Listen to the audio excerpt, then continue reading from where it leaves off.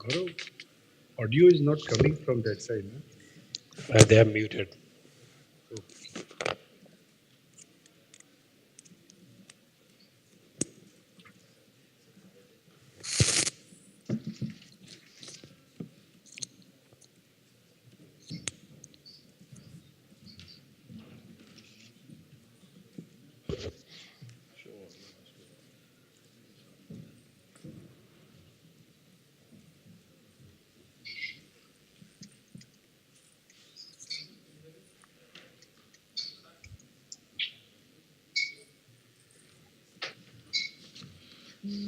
Good afternoon and welcome back, everyone. Sunny again from Apnic Secretariat. Before we start the Apnic member meeting and I hand over to the chairman, Gaurav Upadhyaya, just like to inform about the closing dinner tonight, so you get a heads up information what to do. The closing dinner is a bit tricky tonight. We go after we finish here, we actually go to the hotel just next to this one, Shutter Royal. The drinks and everything happens there, but then for the dinner, we actually go to the Duck Island. So if you like to go back to your hotels and change your dress, maybe bit more casual, especially we suggest that you bring a jacket. It might be cold on the Duck Island, and also wear comfortable shoes. It could be that when you go off the ramp, you may have to walk a little while in the water to go to the beach, to the island side. So don't wear fancy shoes that may get wet, and you may not be able to use them again. And those who are catching the 1 a.m. flight out of New Caledonia tonight, early morning, we suggest that you take the first taxi to go to the island and come back immediately back to to Shutter Royal and go back to your hotels to take the airport transfers. Our staff, Apnic staff and OPT staff will be there to guide you. If you are one of those who are taking 1 a.m. flight, please come and see us, and we can help you to get on the first taxi so you can have your dinner and come back quickly and go to the airport. Thank you very much. Now, and hand over to the chairman of Apnic Executive Council, Gaurav Upadhyaya. He's not in the room, but you can see him on the screen here. Thank you. Thank you, Sunny. Again, hello, I am Gaurav Upadhyaya. I'm the chairman of the Apnic Executive Council. And as I said in my opening, I'm not there because we wanted to test how the remote participation works, or at least that's the story I'm sticking with. Having said that, welcome to the AMM. We hold the AMM twice a year, both times at the Apnic meeting. Of course, the first one is always during Apricot. The last event at Apricot is generally the Apnic members meeting, and we hold this year also at the end of the Apnic conference in the middle of the year. It's a pretty straightforward today. We don't have a lot of, we have a lot of things, but we also don't have any complicated topics today. But before we start the formal proceedings, I would like to go around and introduce our Executive Council. As I said, I'm Gaurav Upadhyaya. I'm from Nepal. I work for Amazon Web Services. And I am the chair of the Executive Council. Today, actually, it's just not me. We have two more EC members who are doing remote testing of participation. So I'll move on next to Rajesh, who is the secretary of the board. Rajesh? I am Rajesh Charya, secretary of the Apnic board. I am also the president of the ISP Association of India and director of National Internet Exchange of India.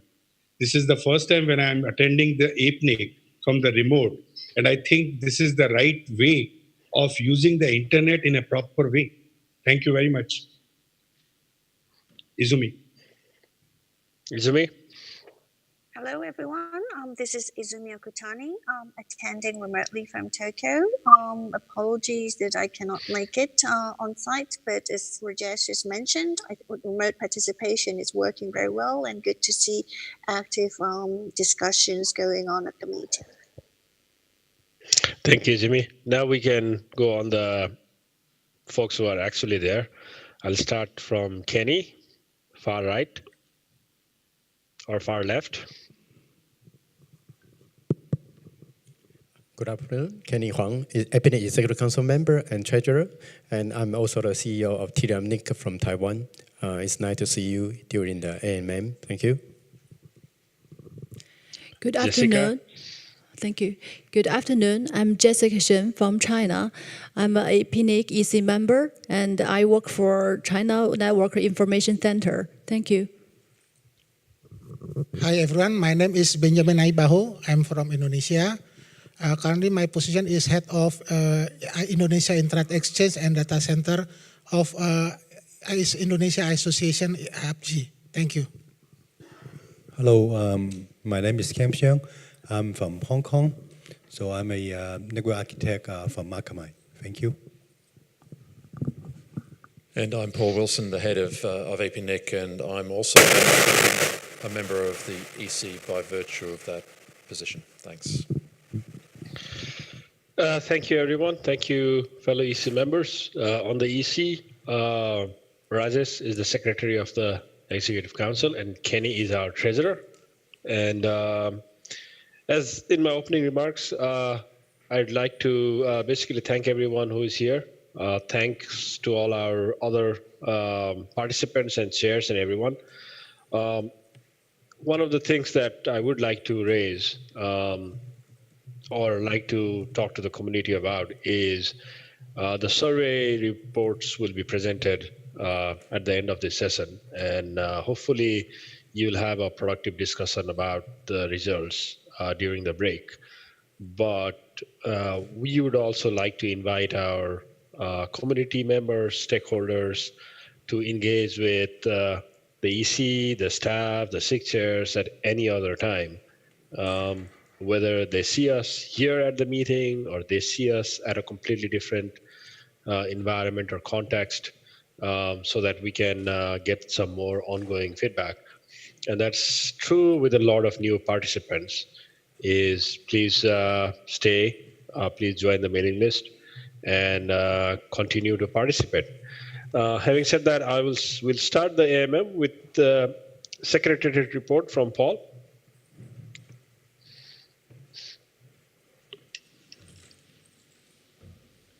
Thank you very much, Gaurav, but thanks everyone. So I've got a Secretariat report here which talks about the things that we've done mostly since the last meeting in March, but it also generally covers what we've done in many senses for the whole year of 2018 so far. Now, without a run sheet, how long do I have for this? 10 minutes. Okay, let's see what I can do. Okay, Apnic's mission statement, you know it, a global, open, stable and secure internet that serves the entire Asia-Pacific community, and we report on the activities under that mission in terms of serving members, supporting regional internet development and cooperating with the global internet community. So I'll be covering each of those three topics in turn. Firstly, serving Apnic members. So the Apnic membership is continuing to grow. We've just crossed 7,000 direct members of Apnic. In addition, we serve indirectly something just over 8,000 through the national internet registries. By our current projections towards the end of the year, we'll be at about 15,500 total organisations served by Apnic directly or via NIRs. So the membership growth is continuing quite strongly, and we don't see an immediate end to that in the next couple of years at least. In the interest of time, I've compressed delegation slides here onto one screen, but this shows you IPv4 and IPv6 delegations at the top, ASN delegations, and then IPv4 transfers at the bottom right. So the last year we had a fair drop on many activities over previous years. Perhaps the IPv4 delegations are related to the changes in policy, which took away a little bit of the incentive for a number of member organisations or organisations to join Apnic for the sake of taking addresses that they might have then transferred. But at the same time, V6 was down a little, ASNs were down a little. We're recovering in terms of the projections. These are just numeric projections through to the end of the year. And the one that is continuing to increase in activity year by year is, of course, V4 transfers. We actually under-predicted these in terms of budgeting for this year, so it's a little bit higher than expected, but we can see quite a nice linear growth straight up with IPv4 transfers, and I guess we'll be assuming that trend continues. We're tracking resource holdings across the membership. This sort of set of intersecting circles shows you the number of members, proportion of members holding ASNs, IPv4 and IPv6 resources. I mean, the big thing here, I guess, is we've got 96% of members holding IPv4. We've got 60% of members holding IPv6, and that's been climbing fairly steadily, as I'll show you shortly. Resource certification, we're still trying to get people ready to ROA, ROA being the Route Origin Authentication or Authorization object in the RPKI. So we can count, across the RPKI system, we can count the number of members who have certificates, the number who have ROAs, the amount of IPv4 address space under ROAs, and the amount of IPv6. And I think approximately a 1% growth in membership with certs and ROAs, a 1.7% growth of IPv4. We're still sitting at only 5% of IPv4 space under ROAs, so that's got quite a long way to go, and we're continuing to get people ready to ROA, we hope. My Apnic, quite a bit of work going on these days on performance improvements, which have been a bit of an ongoing problem, but we've got a real campaign of activities under there and achieving, as you might have seen, some real improvements in recent months. But under development also, by the end of this year, contact update tools, contact validations, annual review reminders. These are all things towards improving the completeness and quality of WHOIS data. Also SSO, single sign-on, and possibly we're proposing the deprecation of certification or digital certificates for access to My Apnic. Anyone who is keen to hear that, is happy to hear that, could give us a round of applause if you like. The certificate system has been a bit of a headache over the years, and we are proposing to deprecate it soon enough. All of this was demonstrated during this week. We've got training and technical assistance activities going full on as usual. 41 trainings so far this year in 25 economies, 1,331 trainees. We've got community trainers coming on board. We've got e-learning sessions and training videos, and all of that is going pretty rapidly in the upward direction in terms of volume. One thing you might have heard this week as well is about the Apnic Academy. I think we're having a prize draw at some point for those who've signed up for the Academy. That's been relaunched on a new platform. It's got Apnic curriculum now, which includes 3 free courses on internet resource management, on security and on routing, with several more Apnic courses to go. It's also got Apnic Labs. That is virtual labs on that system. It's also got an amount of content which comes from other places. So we're carrying content on behalf of others, including, for instance, the ISOC manners, the mutually agreed norms for routing security training. So we've got, since that's been relaunched, 750 enrolments, 647 people certified. You might have heard a little bit this week about product management, which is a new approach that we've adopted at Apnic for developing systems and services in a more organised fashion. So it's got a few steps in processes that you'll get to hear about and come to get used to, I think, as we keep on developing and carrying out this system, because we start with it's a workflow that starts with idea and problem validation, solution validation, production of a minimum viable product, then building, launching, operating, and repeating that in an agile way. So we've actually started doing some validation of some problems and solutions this week. You may have heard about it from Sophia, from Adam, who are product managers at Apnic these days. So thanks to all of you who helped with that, because it is the way that we want to make sure that Apnic product development, things like registry products and information products, stay up with your expectations and needs. Internally, quite a bit of infrastructure work going on. We restructured a little bit, so this infrastructure team is now under Chi Hu's management as the Director of Development and Infrastructure.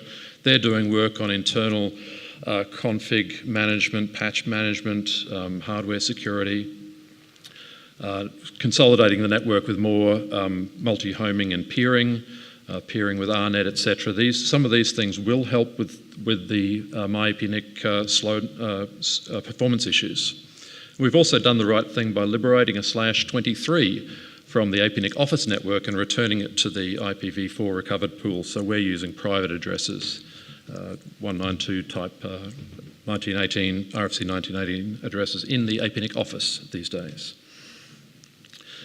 Now, the Apnic survey is something that you'll hear about in a few minutes, a little bit more later today. It's something that we have done every 2 years since 1999. It's commissioned by the Apnic EC as a formal, independent, anonymous survey, and it forms the major input into Apnic's staff level secretariat planning and EC planning. So as we go into another 4-year strategic plan, which will be developed next year, then we'll have a new set of inputs from the member and stakeholder survey. Thanks to all of you who responded. I won't steal any of Brenda's thunder. She's going to be presenting this to us in a little while. Moving on from serving members to supporting regional internet development, we regard policy as part of that, because policy the policy development process is something that serves and includes others outside of the Apnic membership. You've probably heard about all of this, but in summary, we've had 3 policy proposals current this week, and they'll be reported on later on today. We've had 3 returned by the author. That's not a bad amount of activity in the policy process at the moment. The thing is, what we're doing, and this actually comes from the survey that was conducted back in 2016, what we're doing is increasing the outreach and sort of engagement with the Apnic community on the policy process. So things like updating the web content, holding webinars and presentations at NOG meetings and NIR meetings, translating policy summaries and outcomes. We had a mock policy SIG, which is kind of a practice run for particularly for newcomers. And there's actually quite a bit of policy on the blog, but there's also going to be a policy series on the blog coming up to actually talk about some real policy changes and the impacts of those. Try to inspire some more understanding and interest in participating in the policy process. A lot of community activities. We see NOGs, the network operator groups, as probably the most important type of meeting or gathering of the community that Apnic staff can go to, can support, can use to meet members and improve improve services as we need, understand the community and so forth. 16 NOGs in the last period since the beginning of the year. Root servers, we're still working on those as needed. A couple of F-root installations and changes recently. K-root, we collaborate with RIPE NCC. Axel, the general manager, is here. We collaborate on K-root deployment as well. We've had a few MOUs, Cloudflare on the 1.1.1 research project, CAICT in China, ISOC on manners, the mutually agreed norms for routing security. So thanks to AFTAB from ISOC for working with us on that. Work on IXPs, which are an important service and an important piece of infrastructure for Apnic members. Work on IXPs in Vietnam, Myanmar, PNG, Mongolia. Working also with the IXPDB, with APIX, and with the Peering Asia people. And Peering Asia is a new meeting that's coming up again in Hong Kong quite shortly for supporting the peering community. We're sponsoring various different regional events, but also the NOGs. So 15 NOGs have received sponsorship this year, financial sponsorship from Apnic. And we're also doing more outreach to the research and education community, APAN in particular, but GEON and others. MyRen was one where we had some training this year, connecting with ARNet in Australia as well. Now, security is something we've heard quite a bit about this week. It's something that if we track security through the Apnic member surveys, we can see that security is now at the top of the list and only getting higher. That's sort of new in the last few years. Before that, we used to see IPv6 as the biggest challenge. Now, IPv6 is still up there, but security is really escalating quickly. So we're responding to that as much as you want us to. We've got dedicated full-time security staff, training, reaching out to LEAs, to certs, conducting e-learning on security topics, engaging with FIRST, with APAN on security topics, with PETA, APEC-TEL, and others on security, in particular on infrastructure security, the kind of security, routing security, DNS security, etc., that concerns the Apnic membership and community. Adley is still on the board of the FIRST Inc. We've got new security pages on the website. We've had 53 security-related blog posts this year. Now, something that's particularly important and I'm particularly proud of, as I've said, here in the Pacific, is the work that's been done in support of new certs in the Pacific. So the cert in Tonga in 2016, but then 2 more this year in PNG and Vanuatu were launched in January and June. And that's with help from Apnic to start and to get moving on a inclusive community process where the members of the affected communities of the cert at the national level can come together and actually understand what the cert's all about and support its conduct, but also then technical training and mentoring and technical support for the cert staff. And so that's something that's ongoing.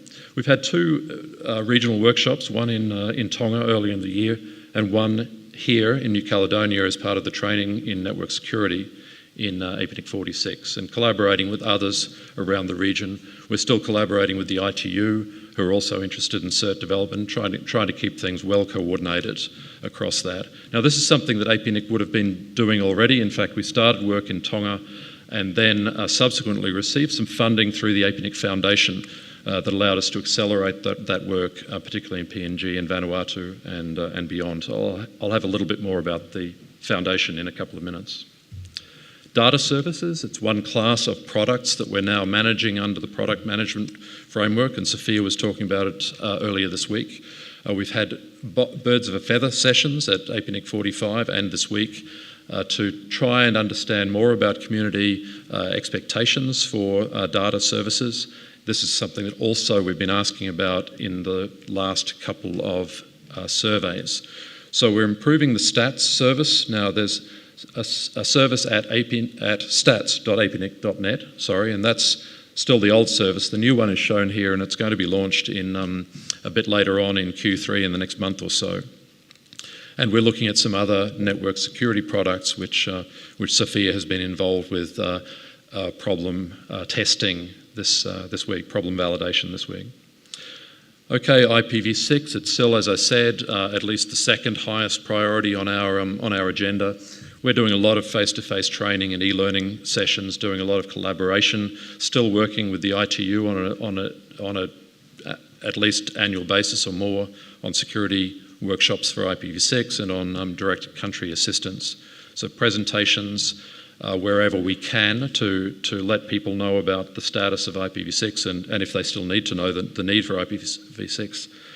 We've been publishing deployment success stories, 28 of them now on the website, so you can actually see detailed deployment cases, and 47 blog posts this year.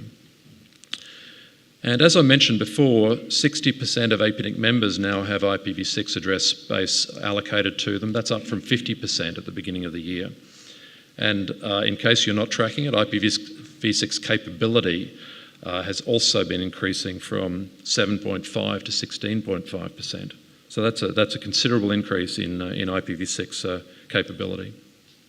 The blog, I've mentioned it several times. It's very busy these days. We've passed 1 million views during the last couple of months, we're getting an average of 40,000 per month these days. We're always looking for good guest blog posts, so anyone who's got a good hand at writing and sharing your experiences and particularly your technical knowledge about what you're dealing with, very welcome. We very much like to be able to use the blog to share that with the community.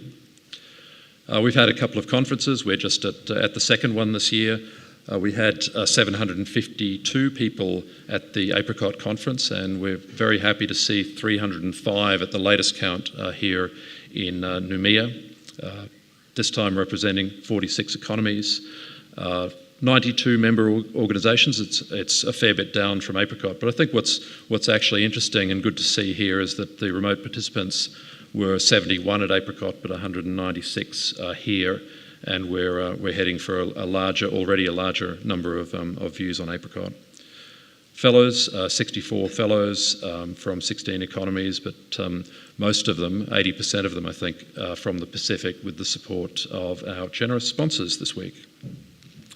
The Apnic Foundation is something I've mentioned a couple of times. It was established in 2016, so just over a year ago, about 18 months ago. And the mission of the foundation is to build Apnic's development program. So you may recall discussions about this in the past, that Apnic has always been involved with internet development activities, training and technical assistance, and these conferences, for instance, and always funded that out of Apnic member fees. So as Apnic grew, that allocation grew, but we didn't grow as fast as the demand. So there's always been more demand for help around our region for internet development. The Apnic Foundation is a fundraising vehicle to allow us to do that. And it's been pretty successful. So in 18 months, we've managed to raise about 1.3 million Australian dollars in funding commitments for a bunch of projects, including some of those that you've heard about today. But they've been largely around security, certs, and one large project actually targets PNG, Papua New Guinea in particular, for upgrading and helping to develop network infrastructure this year, which is the year of the APEC meeting. We had the first Apnic Foundation board meeting during this year. 3 board members, Edward Tian from China, Sharad Sanghi from India, Sylvia Sumalan from Indonesia, attended and did some planning and had the first AGM and board meeting, which was great. They approved this mission statement, which is based on the Apnic mission statement, but this is about having a global, open, stable and secure internet that's affordable and accessible to the entire community, and that's the sort of difference with Apnic's development mission, is that the affordability and accessibility is what the foundation needs to work on. And the ISIF, the Information Society Innovation Fund, has been a long-standing project, in fact, for the last 10 years under Apnic, and it's been moved to the foundation now as a foundation activity. It had its latest call for grants and awards this year. There were 236 nominations, but 10 grants and awards, 8 grants and 2 awards, which were awarded, approved in network operations research, which is funded by Apnic, cybersecurity funded by Apnic, community networks funded by ISOC, and gender empowerment and innovation funded by our longtime partner IDRC. So those haven't been announced yet, but the selection process and the diligence and contracting is underway at the moment, so you'll hear more about that. ISIF Asia, on its 10th year, was recognised by the United Nations as a champion in international and regional cooperation. So Sylvia, who's been running ISIF for the last 10 years, I don't know if Sylvia's in the room, but it's a fantastic achievement, 10 years of ISIF Asia, and receiving that award in March this year. Moving right along, we have cooperating with the global internet community. Apnic Labs continues. One of the real important results of Apnic Labs is the IPv6 measurements. You see that there, but it's available for you to browse around on labs.apnic.net. Lots and lots of blog posts, presentations and detailed research topics being covered there. Global engagement continues. We've got many different types of engagement around the world, some of which that you know well. For instance, ICANN in various ways, IETF. We've also got regional bodies like the Asia Pacific Telecommunity, ASEAN, the regional office of the ITU in this region, more and more security-related bodies such as the GFC, Global Forum on Cyber Expertise, FIRST as well, and of course Internet Governance, IGF. We supported the Asia Pacific Regional Internet Governance meeting, which was for the first time in the Pacific just last month. It was in Vanuatu. And we're continuing to collaborate closely with our RAR colleagues. So we are, APNIC's the chair of the NRO this year. That makes me the chair of the NRO EC, but we also have APNIC staff chairing coordination groups with other RARs, the ECG, the engineering, the registration services, communications, finance, and other coordination groups. So we try and exchange and participate with in each other's meetings, but we've also had quite a few staff exchanges. We're working with Apnic and LACNIC also on the SEED Alliance, which is an extension of ISEF. Okay, so that's it. I've blown my time, but there you have it. Please stay in touch with APNIC through the blog and all of these social media channels, which you can find on apnic.net/social. Thanks very much. Thank you, Paul. As usual, we'd like to think that the Secretariat is very well run, and some of the achievements actually show the maturity of the organization. And as Paul called out, special congratulations to Sylvia and the ISIF grants program. In fact, I need, because there was not enough people supporting it, and then I'm so glad to see that it came back up with the APNIC support and IDRC support, and now we have won an award for it. Now, having said that, thanks, Paul, for the excellent running of the organization. But every organization, the main thing is the finances, how we are doing, and whether we are solvent, and how our revenues and expenses are holding up. So I'll request Kenny Huang, our treasurer of the APNIC Executive Council, to present the financial report.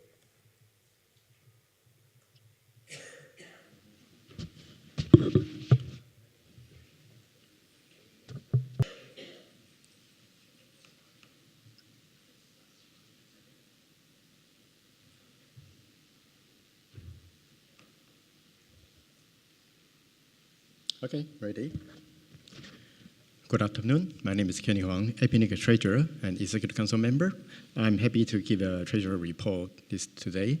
And as you know, APNIC is a nonprofit organization, but we still review all the APNIC financial detail from time to time to ensure APNIC financial capability can fulfill the requirement for future sustainable operation, because APNIC being a critical function of the internet.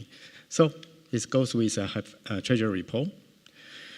Basically, they're split into two parts. The first part is year-to-date June until end of June year 2018 financial report. Second part will be an activity report year-to-date and the end of June. So let's come to the first part. So until end of June 30, and the membership growth below the budget actually is just a little bit different.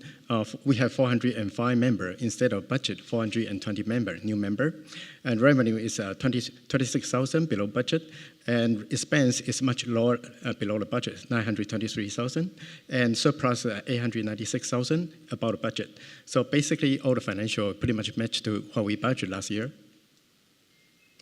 Here comes to the detail until operating surplus year-to-date until end of June, year 2018. Year-to-date, actually, the operating surplus was $1,410,000, Australian dollar, sorry. And forecast until the end of this year will be $769,221. That will be operating surplus. The statement of income that belongs to the revenue part, until year-to-date until to the end of June this year, it will be $10,848,000. Until the end of this year, that's forecast year 2018, that will be $22,185,000. That's the investment portfolio performance we have. Actually, we get a pretty good investment portfolio performance. According to Apnic portfolio account, right now we have 23,341,000 Australian dollars. Here breakdown into the different detail, comparing with the benchmark and according to Apnic portfolio account performance. That's the membership growth we have so far. Most of the members actually are still growing through the small membership or very small membership. And year to date until in year 2018, we have 3,164 small members, 2,897 very small members. So you can see the distribution among our membership. The yellow color stands for very small membership, and the gray arrow stands for small membership. So small membership and very small membership, which will be the majority of our membership structure. That's a membership movement by economy. You can see some significant growth from Australia and Bangladesh. A lot of new members joined from Australia and Bangladesh. And also some small amount of members from China and Hong Kong. Okay, you can see the membership closure year to date until the end of June 2018. For blue color stand for non-payment because we didn't get a payment from the member. That's why they closed the account. And some of the members, they discontinue their business. That's for yellow one. So let's move to statement of income on the expense part. Year to date until end of June 2018. The expense was $9,438,000, and we focused to the end of this year. The expense will be $21,415,000, and expense year to date that was $923,000 below the budget, and we focused until end of this year, and we were below budget by $502,000 by the end of this year. For CAPEX, capital expenditure, year to date until end of June 2018, that will be $256,000. And we focus at the end of this year will be $915,000. So most of CAPEX will be moved to the end of this year. The statement of our financial position, so far we have financial position until end of June will be $29,368,000. So we can see Apnic reserve. Most of reserve belong to the financial asset. Majority reserve is from financial asset, and some of them reserve from property, and some of them from the cash. So as I mentioned, review the financial report is to understand how healthy the Apnic operation. And we still can see the very healthy operation in terms of financial requirement. And until now, year to date, until end of June, we still have 16.66. That's the number of months of expense covered by the equity. So without any income, and we still can last for 16 months. So here come to the second part, until end of June, year 2018, activity report.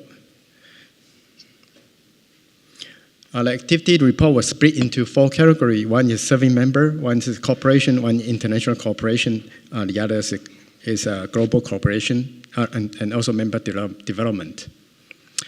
You can see the yellow color and blue color. Blue color stand for year to date, the actual expense by different activity. That pretty much reflect to what we budget last year. And most of the expense goes to the serving the members. Okay, that's based on different category. Year to date in serving member, in the total corporate expense will be $1,738,000. Goes to global corporation will be $817,000. Regional development will be $2,108,000, and serving member, that would be the major item, that's $4,724,000. Year to date until end of June 2018, CAPEX by activity, different activity. Total total capex in terms of corporate will be 32,000, just a very small amount of money. And also, we don't have capex for global cooperation, no capex for regional development, and serving member will be a capex $226,000. Okay, let's pretty much end on my treasury report. If you want to go to detailed financial report, you can actually go to the apnic.net website /transparency to download all the detailed Apnic expense and activity report. That's end of my presentation. Any question? Okay, thank you. Thank you, Kenny.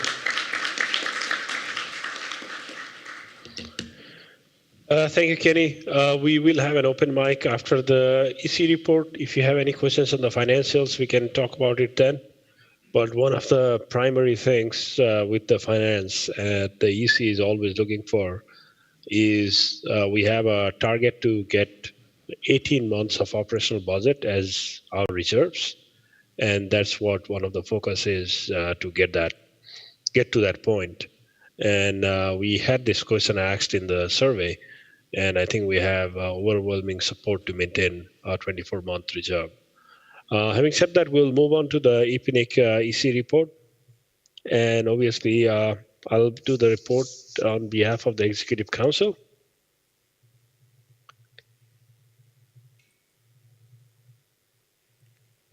Next.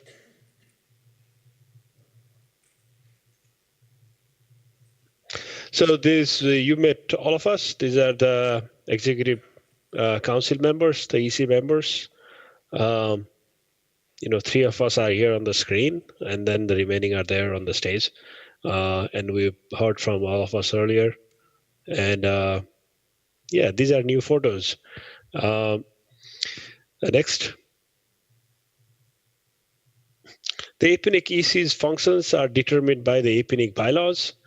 It's a pretty well-defined set of responsibilities and functions. Primarily, other than Paul, all of the EC members are elected by the members, and we represent the interest of the members in the governance of Apnic. We provide oversight of Apnic activities. We consider broad policy issues and fit that into Apnic's strategic directions. We set the membership fees. And once the policies are accepted by the community, we endorse them towards implementation. Next. The Apnic Executive Council meets 4 times a year. It's face-to-face meeting. A long time ago, we used to have monthly calls and then determined that it was a lot more productive to meet face-to-face. We have had 3 face-to-face meetings since the end of the last AMM. The next meeting will be a joint board meeting with LACNIC in their office in Montevideo. All of our meeting minutes are public, and so is the attendance. And there is quite a bit of other details about the Executive Council at that link there, apnic.net/EC. Next. We've had perfect attendance record on all of our meetings so far. Next. So the main thing for the EC to report back to the AMM is the survey. Since the last AMM, the survey was conducted along with the focus group discussion. The survey is done by an independent third-party provider, Survey Matters, and you'll hear from them soon. It is done independently of Apnic. We provide them inputs into the questions and inputs into what we are looking for. But beyond that, we don't have any access to the survey itself. Before the survey is done, we do focus groups. The focus groups were conducted by Ann Lord, Dr. Joan Earls, and Brenda Mainland during early 2018, pretty much during Apricot and just after that. The online survey itself was done in June, and we had almost 1,241 respondents. Actually, we had 1,241 respondents. And you'll have to go through the main survey to see the process by which we discarded a bunch of incomplete responses, a bunch of duplicates, and so on and so forth. The results of the survey will guide decisions on our future priorities and developments. And when we meet for the next EC face-to-face meeting, we are going to dedicate a full day into strategic planning for the coming years, and the survey results will form an important part of it. And once again, like I've said earlier during the week, thank you everyone who participated and made this a big success.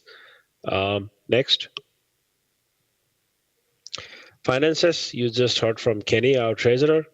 Our membership growth is in line with budget assumptions from last year. We had almost 7,000 members at the end of July. In 2018, our operating surplus is forecast to be above budget. We continue to get more revenue. Our expenses seems to be on control. And between the two of those, the surplus is growing. We have now started the activities and planning for the next year. In the EC process, we start looking at next year budget based on this year's and prior year performance and other things like eventual run out of our last /8 and how that will impact revenue and growth and so on. And actually by the end of this year we'll have 2 stage planning, one for next year, and then our 4-yearly planning cycle is coming to full circle, so we'll start looking at the next 4 years or the next 5 years as well by the end of this year. Next. Apnic Foundation. Paul gave you a quick update on it. Apnic Foundation, they had the first AGM and the board meeting.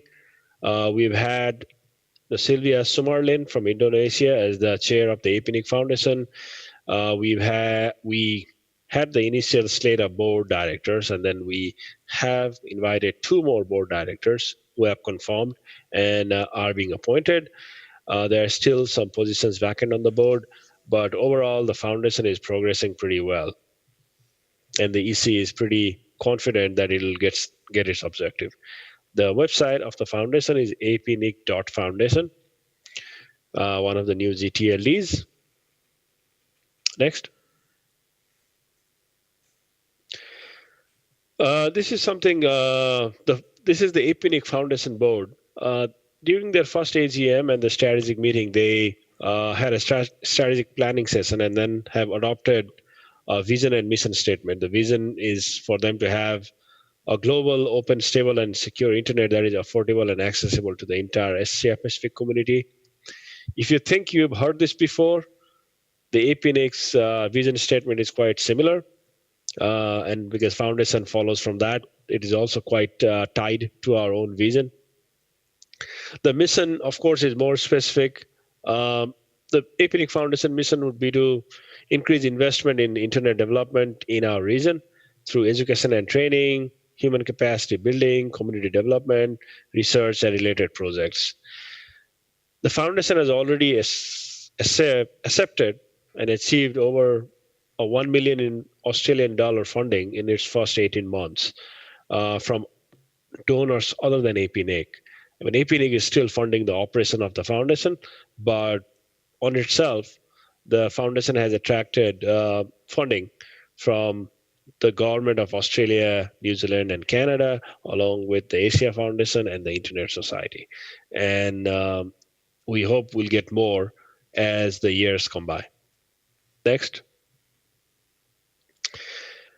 Beyond these 2 things, the EC always welcomes member feedback. And as I said in the opening of the AMM, not just the EC, but the entire Apnic leadership, the staff, folks who are 6 years elected into different positions, all of us keep looking for feedbacks from our member. But especially if you have any feedback to the Apnic EC, you can always submit it via My Apnic. There is a form there that says contact the EC, or you can just go and contact the EC from the Apnic website. And obviously during these face-to-face meetings, and that is our URL there. Next. After this, these are the usual EC business. We'll get a lot of other reports and activities, but I do have a special EC report today. And, we just had a Apnic baby to say. So next. Next, big congratulations to Izumi, our EC members, and Maz. That's why Izumi is not there. We'd like to congratulate both Maz and Izumi for the new addition to the family. Congratulations. Next. Okay, that was the EC report. Thank you, everyone. We'll open the mic very quickly for a short Q&A if there is any questions on the reports so far. We'll have another open mic before the next tea break. But if there is any one or two quick questions, please come up to the mic, identify yourself, and you can ask the questions or make a comment.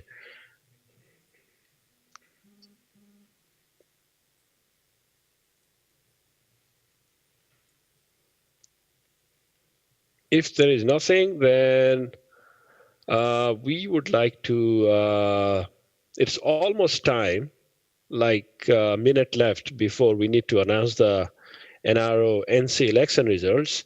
So what I'll do is I'll invite the election chair, Perrine, to come on board, do the process, and announce the results of the NRO NC SOAC elections that was conducted today, or well, that the actual was today. So.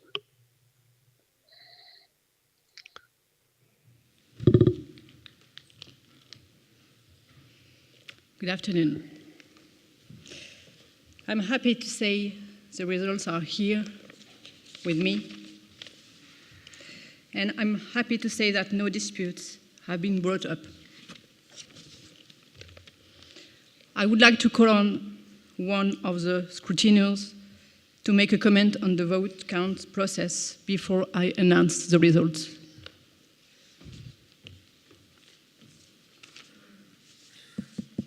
Hello, Nicholas Periaditis from the RIPE NCC. The process was totally smooth and no anomalies were observed. Thank you. The envelope is sealed here and I will open it.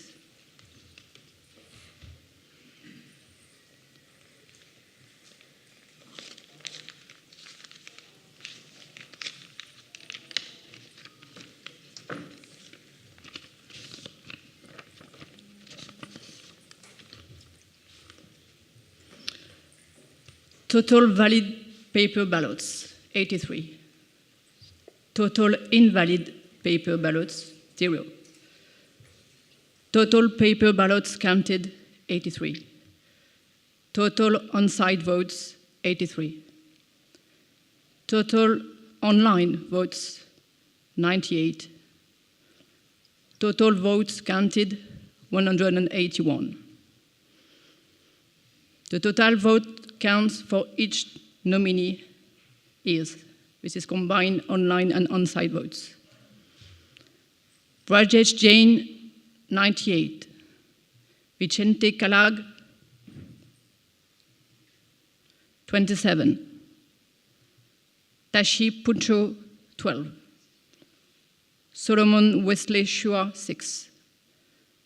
Connie Boris Mercado, 6. Minlay, 6. Anwar Ahmed, 6.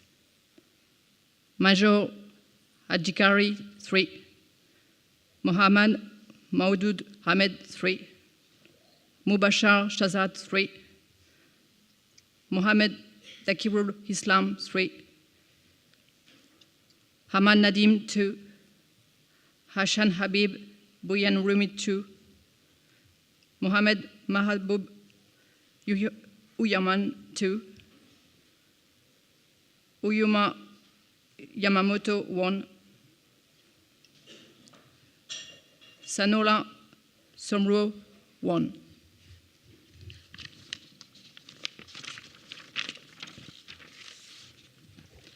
The nominee who is successfully elected into the NRO Number Council is Brajesh Jain. Congratulations to Brajesh.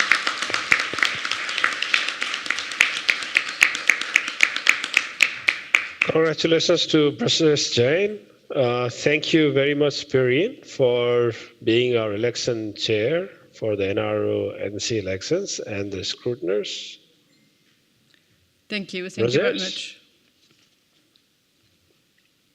And I will now hand the results to the Apnic Director General, Paul Wilson. And to all the nominees, thank you very much for your running for the election.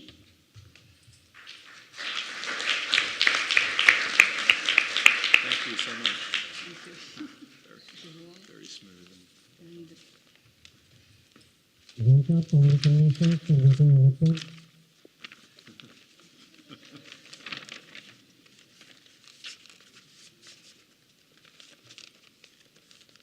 Thank you so much. Thanks, Mary. Thank you.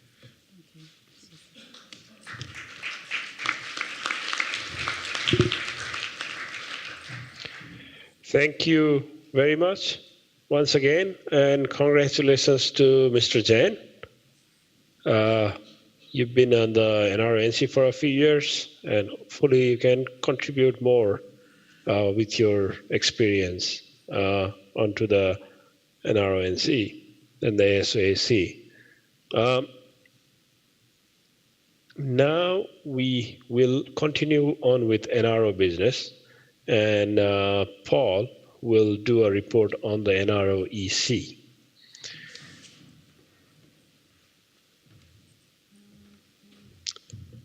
For those of you who are wondering, the NRO-NC are the members elected from the different RIRs. The NRO-EC is the Executive Council, which consists of the 5 CEOs of the different RIRs. So Paul will report on NRO-EC because he is the current chair of the NRO. Thank you very much, Gaurav. So this is a short update from the NRO. It's really an update about joint activities of all 5 RIRs. Okay. So the NRO here, the mission of the NRO is to be the flagship and global leader for collaborative internet number resource management, and as a central element of a global, open, stable and secure internet. So it includes the 5 RIRs, as we've mentioned, established in 2003, as a memorandum of understanding between the 5 RIRs. The mission in more detail is coordinating the RIR system and joint RIR activities, promoting the multi-stakeholder model and bottom-up policy development, and also fulfilling the role of the ICANN ASO. And we had some discussions this week, which some of you may have heard about the future of the ICANN ASO. We will be hearing more about that after lunch. So the NRO is represented by an executive committee, which is just the 5 RIR CEOs, including myself, Alan, who's not here, Axel Pavlik as treasurer, who is here, and Oscar and John from Apnic and Aaron. The secretariat is hosted by Apnic, and we've got 1 staff working at Apnic in that capacity, that's Herman, and we have Susanna Gray working in Europe as well. We've got coordination groups, which I mentioned before, for communications, engineering, registration services, and several sort of informal coordination groups for different aspects of joint activities of the RIRs. One of the important activities that the NRO has is to combine various statistics and data about the RIRs. So we've got an Internet Number Status Report, which provides global status on V4, V6 and ASNs. Which is available online. That's updated quarterly. We've got stats, that's the raw format of the Internet Number Resource statistical status, which is regularly updated, kept live. There's a comparative policy overview, which means that if you're interested in how the different RIRs deal with particular policy issues, then there's a sort of matrix-style document which allows you to compare RIRs across a whole lot of different policy questions and issues. For instance, issues on RIR membership policy, which was updated recently. And the Address Supporting Organisation has a website which the NRO is responsible for as one of our publications. The finances of the NRO are just simply contributed by the RIRs. General operational expenses of $643,000 US. That covers secretariat and communication and travels and meetings. There's an IGF contribution of $200,000, and there's a contribution to ICANN of $823,000. So that makes up a substantial contribution, which is shared amongst the RIRs according to the percentages that you see here. Now that formula is recalculated every year, and it calculates our respective responsibility for NRO expenses according to our own individual budgets and IPv4 address holdings. So that's how Apnic, as one of the RIRs, is given a 23.5% share of responsibility for the NRO budget. We got together a little while ago and made some pledges to a stability fund. So the RIR boards actually approved this action, which provides a potential fund up to a couple of $1 million US in case any RIR meets with sort of adverse circumstances requiring some financial assistance. That's really just a statement of our collective interest and dedication to making sure that the system globally continues to operate as it should. The IANA Review Committee is something that was formulated out of the recent IANA review, the recent IANA stewardship transition, which resulted in changes to ICANN's bylaws and so on. So alongside the Number Council, Address Council, which you would have heard about, the review committee also comprises 3 members from each region, 2 elected by the community and 1 considered as an RIR staff representative. And that operates transparently with public minutes and archives in review of IANA's services to the RIRs. So there's 15 members in total, and our members, with thanks, are Bertrand, Simon and George Quo from Apnic staff. The ICANN Empowered Community is a new feature of ICANN as of the change to bylaws, and the NRO has adopted a set of empowered community procedures that allow us to do things like approve and reject actions of the ICANN board, to remove directors to the ICANN board, and various related procedures. So if you're interested in that, it's online. And the other major activity in the last year has been the follow-up from the ASO review, which again we're going to hear about later, but in background, this review was conducted as part of our obligations under the agreement with ICANN. We've had now 2 reviews. The first was back in 2011, and this was the second. So you can find out all about that on the NRO website.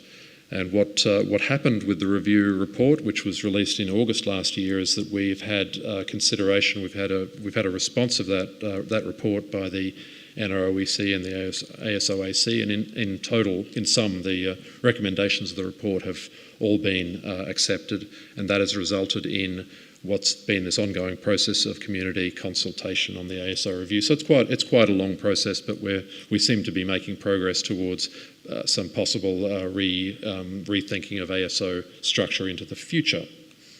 There are a few technical projects amongst the RIRs under the NRO banner as well.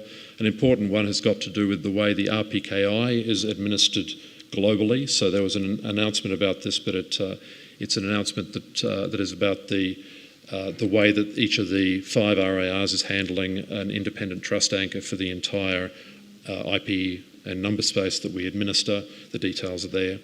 We're working actually on a new project as of this year, which is on emergency backup operations in case any RIR needs operational support or operational backup in case of some problem, some operational catastrophe, I suppose, that might befall one of us. And that's to make sure that the RIRs again collectively back up and cover the services and obligations of an RIR that might be in trouble. Working on identified technology health indicators with ICANN. There's been a consultation on that, which you may or may not have heard about, and some work on the NRO website and some other publications, such as this this new presentation template, which you may also have noticed. Thank you very much. That's all from the NRO for this time round. Thank you.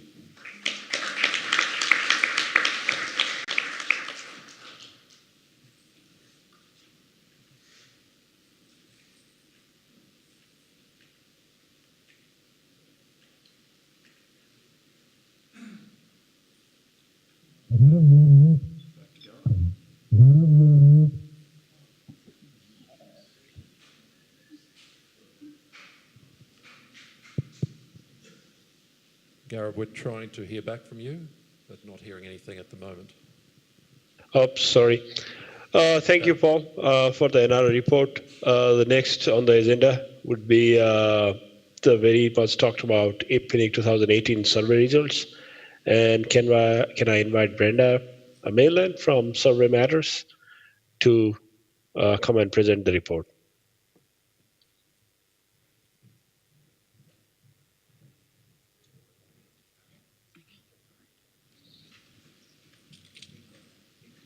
Thank you.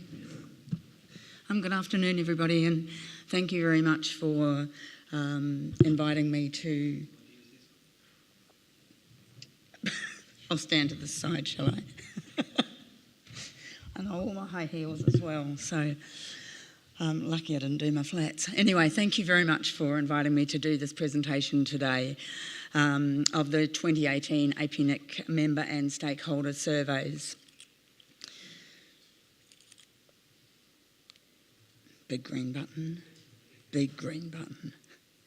I'll briefly talk to you about the methodology that we used this year, and then I'll talk about service usage and satisfaction with the particular specific services that Apnic offer to members and stakeholders. Then we'll talk about the operational challenges that members have told us you're facing at the moment, a little bit about governance, and then time for questions. I won't be taking up too much of your time. As Paul and Gaurav said earlier, the survey's held every 2 years. We do some focus groups first. This year we did focus groups in 10 different economies, and we ran 5 online focus groups. So the online survey is a result of the outputs from those focus groups.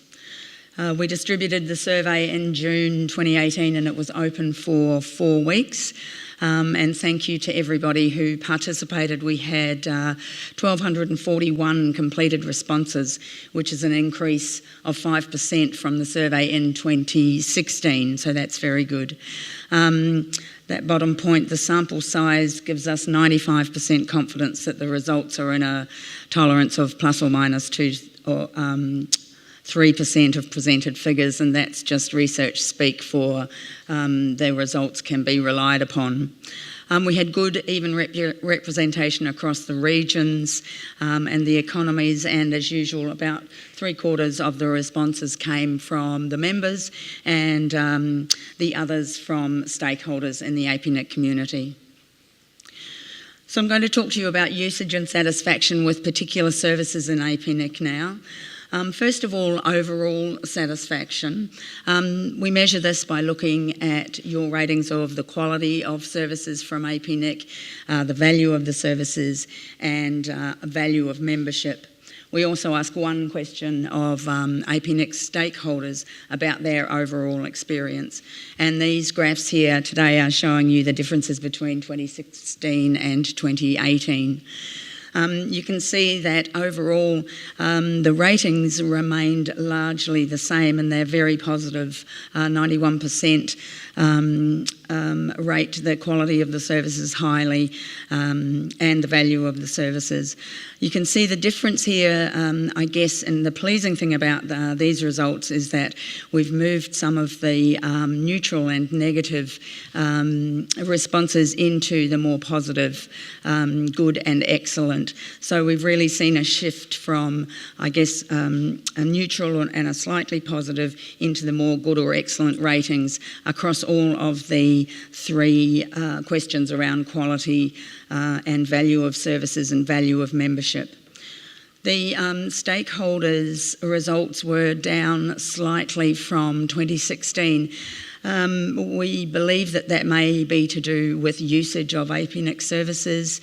There were, in the stakeholder survey, there was a less use of particular services than in 2016, and we often see that usage of services is very much tied to satisfaction and how people feel about the service that they're getting.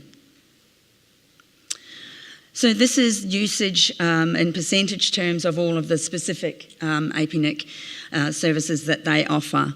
And as you can see, more than 3/4 of you visit the website. Just about a third of you visited or used My Apnic. Usage of the Whois database has gone up by 7% since 2016. And in fact, usage across most of the services has improved, which is pleasing. It means that more of you are aware of what Apnic offers, and therefore more of you are able to take advantage of it. It was also very pleasing to see that usage of training services from Apnic has gone up by about 5% based on 2016. So this is a very busy slide and a very, very positive slide. This is just telling you the satisfaction with the services that you have used. So we only ask whether you're satisfied with the service if you had indicated that you had actually taken part. So if you'd visited the website, if you'd read the blog, if you had used My Apnic, then we would only ask you to rate those particular services. And you can see satisfaction with all of the services is very, very high. Lastly, in this section, we ask which of the phrases best describes the way you speak about Apnic to others. And this is a very pleasing outcome. The bars on the left, yes, are the 2016 results, and the blue bars are the 2018. And you can see very much that those that were perhaps neutral in 2016 have moved more into a tendency to speak highly about Apnic if they are asked, or to speak highly without being asked. And also pleasing, of course, is the number who would tend to be critical have dropped from the 2016 results as well. So now we'll talk about the operational challenges, and a part of the survey always asks about the issues that are troubling members and stakeholders within your internet operations, and how or where Apnic could best assist you. And Paul's already stolen my thunder. I was going to say, guess what's the biggest challenge? But this is quite comprehensive. As you can see, network security is far and away the biggest challenge, operational challenges that you're saying are facing your organisations. This is very consistent with the focus group feedback that we had. And whilst there are other challenges that you face, scarcity of IPv4 addresses is the next largest, followed by keeping or hiring skilled employees and the cost of network operations. But it's very clear that network security is on your minds a lot. Deployment of IPv6 is not as big a challenge as it was in 2016, however still poses some issues for some regions and some economies. So then we asked specifically about what in network security is the main challenge, and out of that, DDoS attacks and phishing, spam, malware and ransomware are the two biggest things that you report you're facing in terms of network security, although intrusion and other breaches, and again a lack of staff awareness of security issues, are also quite high on the list of challenges. You can see down the bottom in the table in the bottom the green and the red numbers. The green numbers indicate those regions or economies where they believe those particular challenges, they're more likely to report those particular challenges than the total, and the red numbers are those who are less likely to say they're an issue for them. So that's just giving you a little bit of a difference and an indication of where different regions and different economies the challenges that they're facing. And this is just a comment that in the free text comments that we always ask. Security is the greatest threat at all levels and is getting worse, and how to tackle this is a big issue for the industry. And that was summed up by a lot of the other comments that were made during focus groups and free text. Excuse me. So then we asked how Apnic could best assist you with those network security challenges. And again, about 2/3 of you say specific security training courses, and in fact throughout all of the section on operational challenges, by far and away the way that you believe Apnic can help you the most is through training in all formats. So in this particular instance, security-specific training courses would be very useful, and also collaboration with technical security organisations, to share knowledge, to share experiences and case studies, etc. Sharing security insights on the Apnic blog and on the website are also ways in which the community thinks that Apnic can best assist them. So we moved on to IPv4 scarcity and asked about the main challenges and what are the challenges with the scarcity of IPv4, and deploying IPv6 is the biggest issue that you find with the scarcity or the shortage of IPv4 addresses.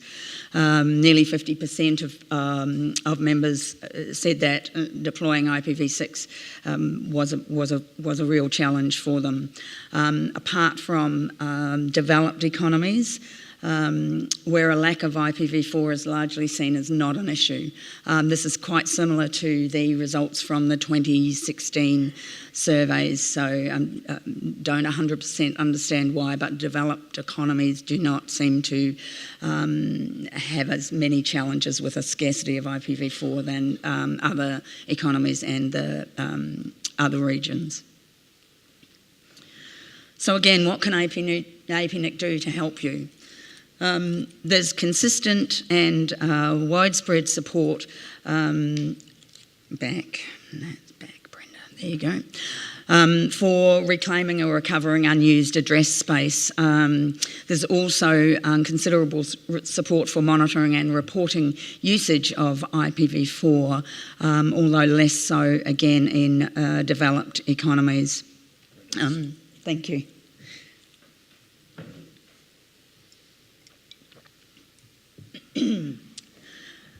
Only 5% believe that Apnic should take no action in terms of assisting with IPv4 scarcity, and unsurprisingly more of them are from the developed economies. But there seems to be a general consensus that there's space out there that could be reclaimed. So then we look at what are the problems with deploying IPv4, because it's the main challenge with the shortage deploying IPv6, because it's the main challenge with the shortage of IPv4 address space. Again, similar to the 2016 results, customers are either not ready for IPv6 or there's no demand from customers are the biggest challenges that you're facing. Although increasingly you are reporting a lack of skills and expertise within your organisation, and you can largely see that sits in the least developed economies. And again, so what is it that Apnic can do to assist you? And once again, it's training. Training in all formats, face-to-face, online e-learning sessions were quite popular in the online survey. And sharing case studies and best current practice are the two biggest things that the community says that Apnic can do to help them. again, just a comment or a couple of comments from the free text comments in the focus groups. So lastly, I've just got a couple of slides to talk about some of the governance questions that we asked. The first was about Apnic being open and transparent. It's a very, very positive result. The result compared to 2016 has increased by 13%. And again, you can see more of the red and the grey from 2016 that has reduced up in the 2018 results. So more people moving into the neutral and positive and very positive side. So that is a very pleasing result. And similarly, whether Apnic is respected in the internet community improved significantly from 83% to 93% this year. So again, I guess reinforcing the idea that the services that Apnic are provided are valuable. You value membership and the services, and Apnic is respected and trusted within the internet community. Now that's all I have. I didn't have a very long time to talk to you about all of the results. If you want to have a chat with me afterwards, please come and have a chat. I've got all the results there, and I think that they're posted on the Apnic website now, so you can go there and download them. Thank you very much for your time, and I'm happy to take any questions. Thank you, Brenda. As Brenda said, we are into open mic, so Brenda will be able to take a few questions or feedbacks.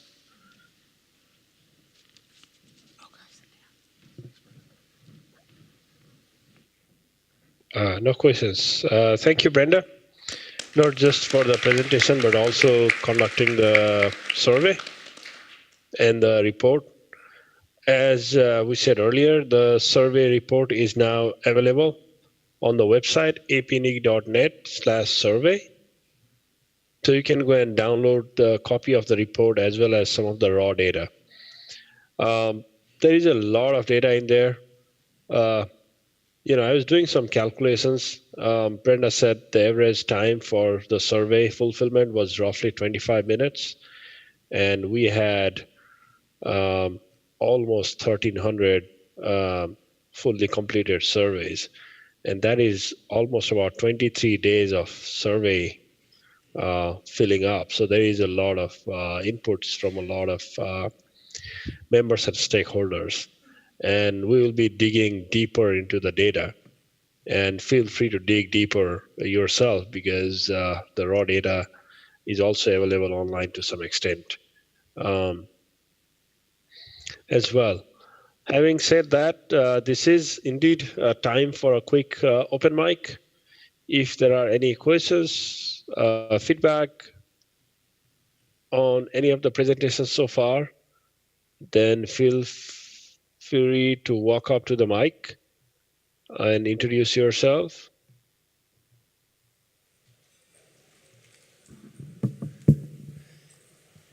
Aftab Siddiqui. Well, Gaurav invited me here, so I can't say no. Just a quick question on the Treasurer's report. I just want to highlight one important thing, and that is related to lost in revenue. So I can give few examples, but let's not call names here. There are certain, everyone is aware of bogons. Jeff will look at me now. So as per the CIDR report, there are bogons currently advertised in our region. And there are certain organizations which have been announcing unallocated address space for more than 1 year. I just checked it, it's 5/22, which is roughly around $3,500 in lost revenue. So what Apnic is planning to do about that? Any actions or anything? The member was deregistered early last year. I'm talking about 1 year lost in revenue.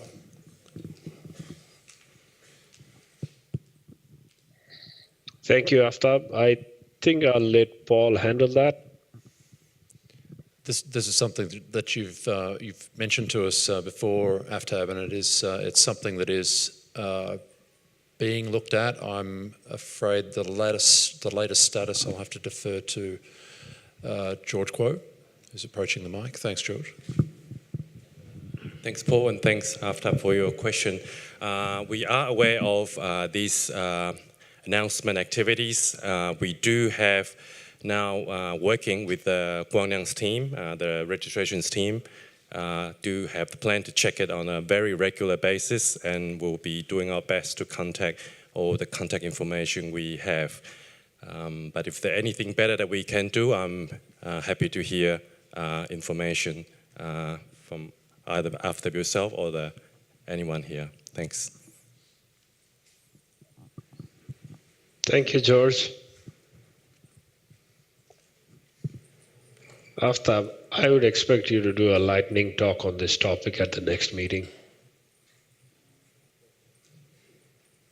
Looks like I see Mr. Jain there. Thanks, Gaurav. Yes, sir. I would like to take the opportunity to thank each and every member of community for showing faith in me to continue the RONC. I commit to do best as required. Thank you all. Thank you, Jain Saab. I am looking at some online feedback. I don't see anyone making comments online. And so I think it's time we break for the afternoon tea. And we will see you back in 27 minutes back in the room. Enjoy the break. Thank you.